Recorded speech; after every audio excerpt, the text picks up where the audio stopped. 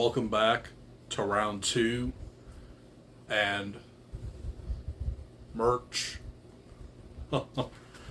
So, this is my long awaited ranking of the Alien franchise from worst to best, because I do believe that there are worst films in this franchise. But as for context, I also added the Alien versus Predator duology. So, this is my first official time going through at least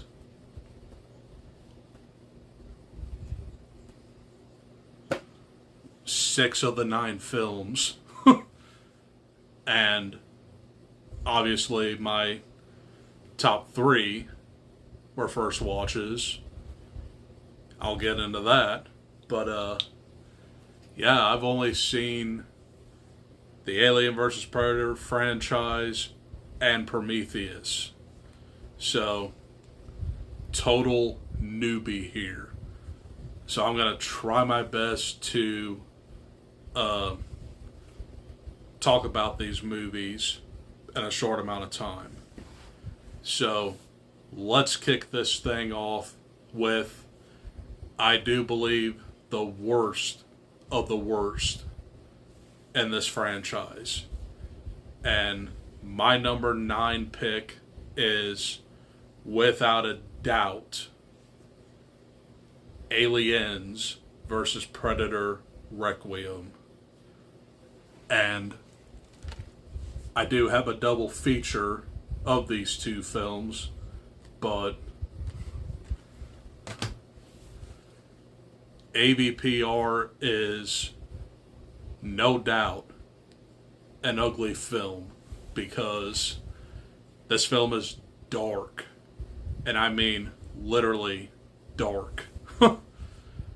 I mean, this is technically the second film in the timeline for Alien, because this takes place in 2007, and this takes the Predators and Xenomorphs to Earth, and they're just like in this epic clash to see who is really on top. So, you also have the hybrid of the Pred alien, which was kind of like shoehorned in at the end of Alien vs. Predator. But this movie's just stupid. I mean, when you finally get to like that final battle, you can't see a thing at all.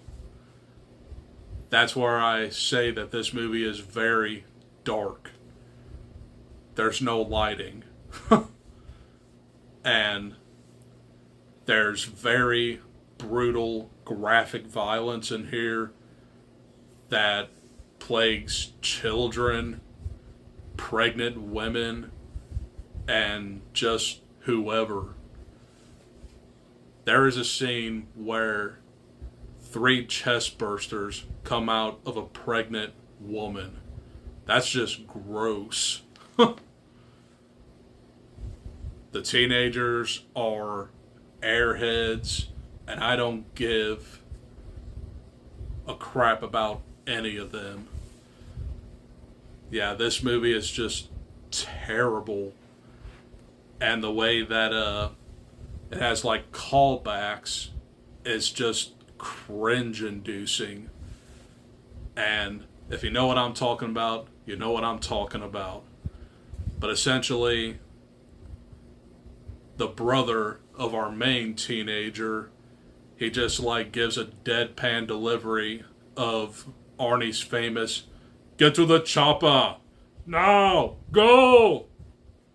And he's like, "Get to the chopper! Go! Now!" That's lame. But, movie's not good at all. That is my number 9 pick Aliens versus Predator Requiem. Number 8 for me is Alien 3. First time watch. And oh boy, do I have issues. So, if you don't know the twist from this movie by now, then you're still like a newbie. But this does the ultimate cardinal sin to kill off two of the best characters from Aliens and just ruin that ending. They kill off Newt and Hicks off screen. And Ripley is now on this prison planet, and she leads a rebellion for all these prisoners. She is also impregnated by alien DNA. So she sacrifices herself in the end, and this movie is not really all that good. I will say, like, the corridor chase is probably the most tense that you'll get in this movie, but that twist in the very beginning is just, why would you do that? Terrible decision there. But that is my number 8 pick, Alien 3. My number 7 pick is Alien Resurrection. Now, I would watch this over Alien 3. Is this a good movie? No. But it is something to behold.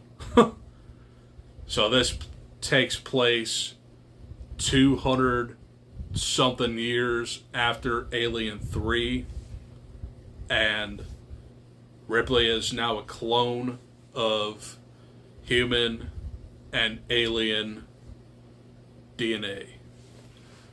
So she basically is human, but she has like the xenomorph gene in her.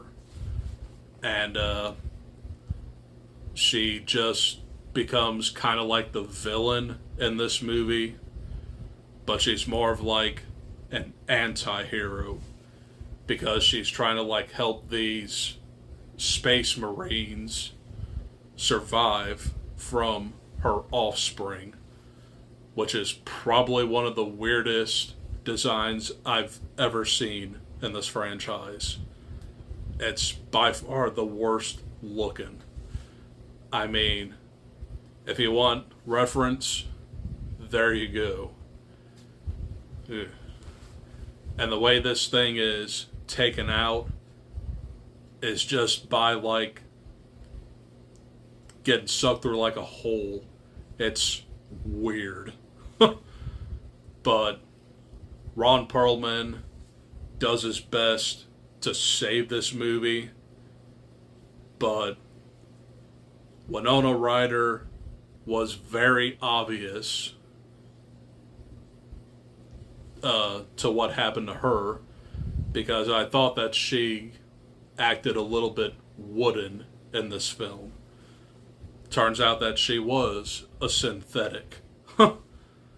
But this movie is kind of like a B horror movie for the Alien franchise. And it's not really all that good. So, that was my number 7 pick. From here on out, the rest of these movies I definitely do enjoy quite a bit. My number 6 is going to be Prometheus. And this is a prequel to Alien. I mean, in the chronological sense. So, this is technically the third film that you could watch in the Alien franchise. So, this takes place about like 40 or 50 years before Alien. I think this takes place in 2091, and Alien takes place in 2160 or something. But anyway, this is Ridley Scott's prestigious look on the creation of man. So, I said that this is filled with philosophical intellectualism. And that's exactly what this film is. It's too smart, but it's filled with dumb character decisions. I mean, everybody knows about that rolling donut near the end where Charlize Theron just bites the dust. But you also have the introduction of David, played by Michael Fassbender, and he is the most interesting part in this film. But this is a very, very slow movie. I mean, it's even slower than Alien, but this movie definitely wants you to pay attention to what it's actually about. So, the climax is kind of clunky, and there's barely any xenomorphs in this film. I mean, you pretty much get the engineers, which are kind of like human alien hybrids. So, this film had questions that were not completely answered, but in my next movie, some of the questions are answered. But this is probably one of the best looking Alien movies. But it's just a mess near the end. So, I would say like the most intense part in this film is Elizabeth Shaw's C-section, where she just like cuts out the xenomorph from her.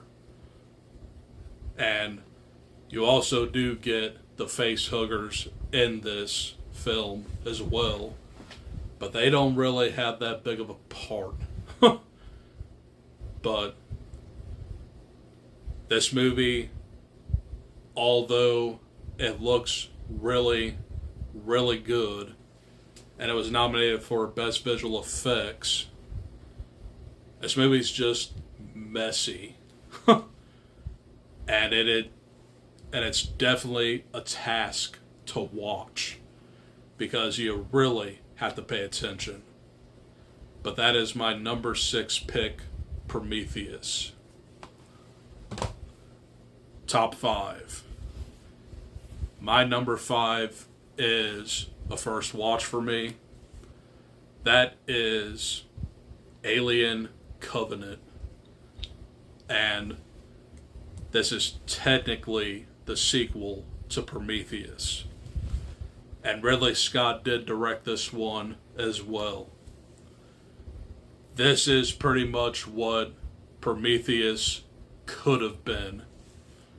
So, you definitely do get more explanation on how the xenomorphs came to be, where David just like dropped this black goo on the engineers, and that's probably what made the xenomorphs what they are.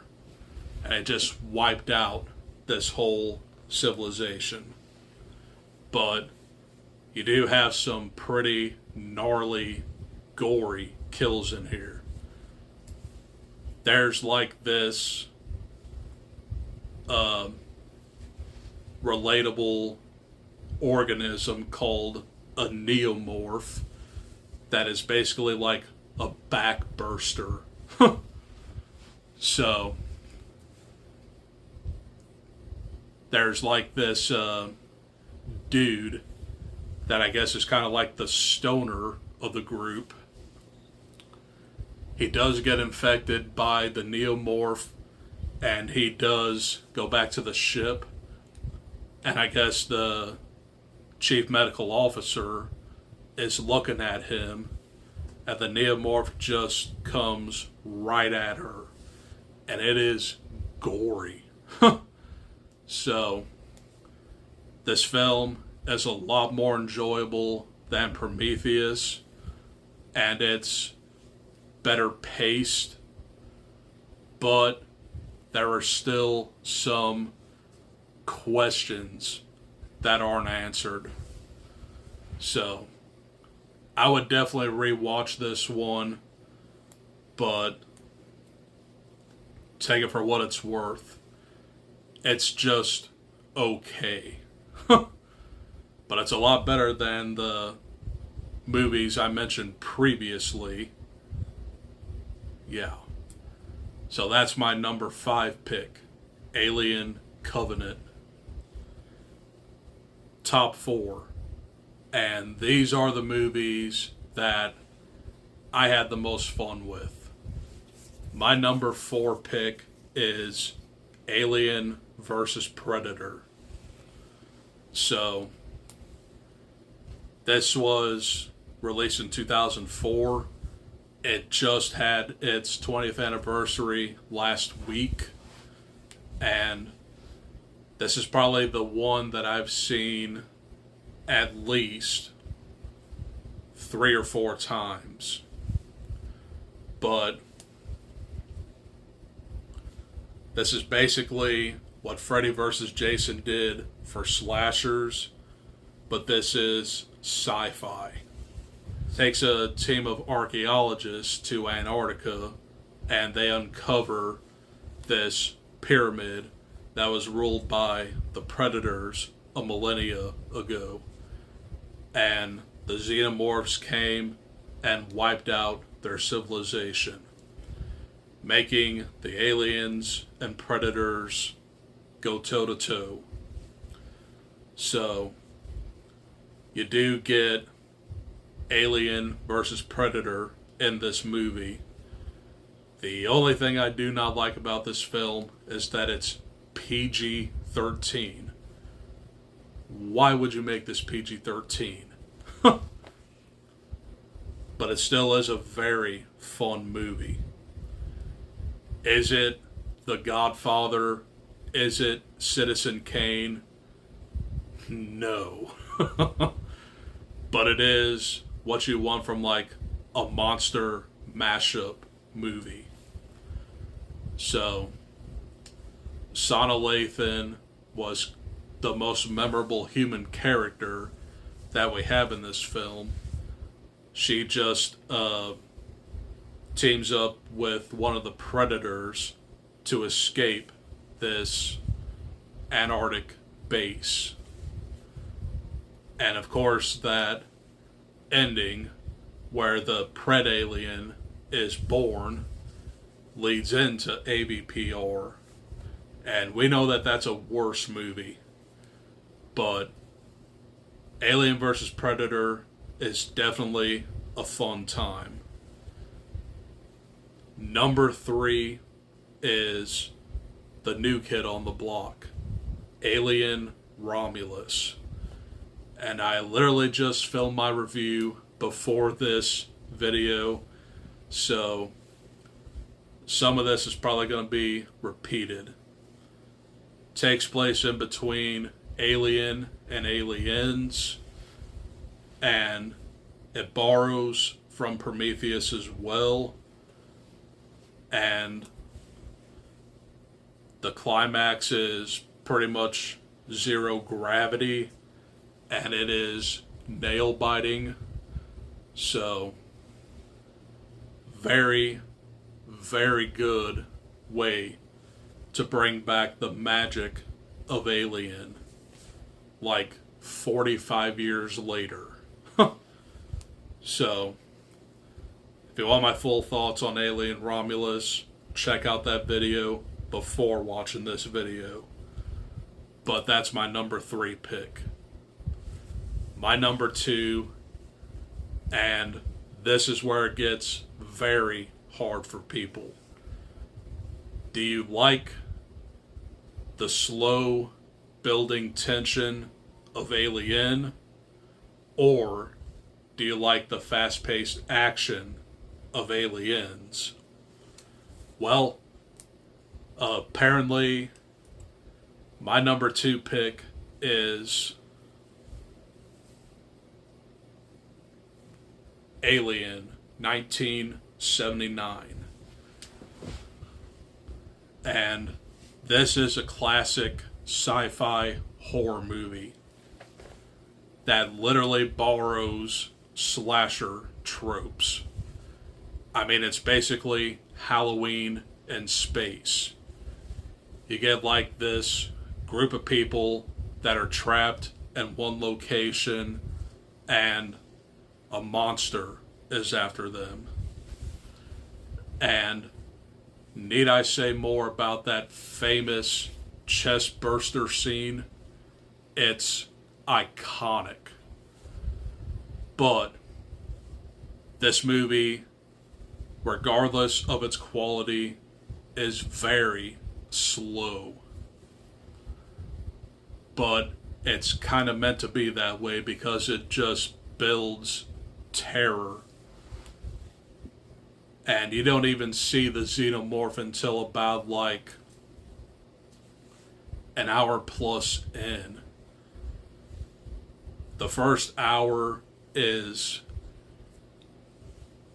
making you feel attached to all these characters, and then the rest of the film is picking them off one by one. So that chest burster scene with John Hurt is the most iconic moment in sci-fi history. And it's one of those scenes where you like want to go back to opening night to see what the hell just happened.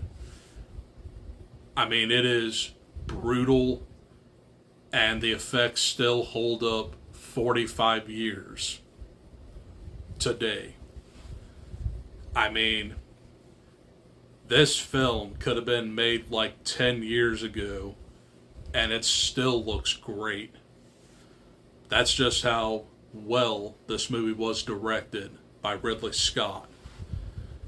And I just love the slow building tension of this film. And the final face-off is pretty horrifying as well. So, got a full review on Alien, so check it out. But without wasting any more time, my number 1 pick is Aliens. And this is one of my new favorite sci-fi action horror films. One-time watch. And I automatically wanted to like rewatch this. I haven't yet though, but that'll be in the near future. But this is the direct sequel to Alien, and this was directed by James Cameron. This was his 3rd film, which is insane to even think about.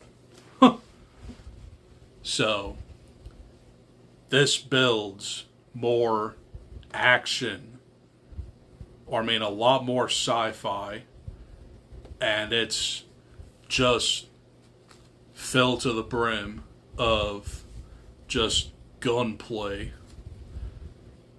This is a very fun movie to watch, and Hudson, played by Bill Paxton, just acts like he's all tough, but he's really not. And he's probably one of the best characters in this movie. You hate him, but you love him at the same time. But then you have like the greedy prick of Carter Burke, and he just wants to study the xenomorphs for money. Well, I don't think he lasts long. But then you also have the inclusion of Newt and Hicks. So Ripley is kind of like a matriarch to Newt, and she just like protects her from the xenomorphs throughout this film. And that iconic moment where her matriarch instincts come in when she's facing the Queen is probably one of the coolest and most badass introductions to this creature. Get away from her, you bitch! It's epic. And, oh my god, this movie was incredible to watch. And I'm glad I watched it in my lifetime, because I feel like I definitely missed something special here. But definitely one of the best James Cameron films, period. There's no wonder why I gave Alien and Aliens an A+, because both of these movies are flawless. But I like the action more in Aliens, and that's what makes it my number one. And there you have it, folks. That's my ranking on the Alien franchise. Very mixed bag franchise, but the top three are easily the best of the best. So, hopefully you guys enjoyed this series, and stay tuned for my Crow retrospective. I'm going to watch the original one tomorrow. I'm going to talk about the graphic novel over there, and I'm going to go see the remake as well. But I'm not going to talk about any of the other sequels because I really don't care. So I'm just going to focus on that. But that's probably going to be my next video. So stay tuned for that. And I'll see you later. Game over, man. Peace.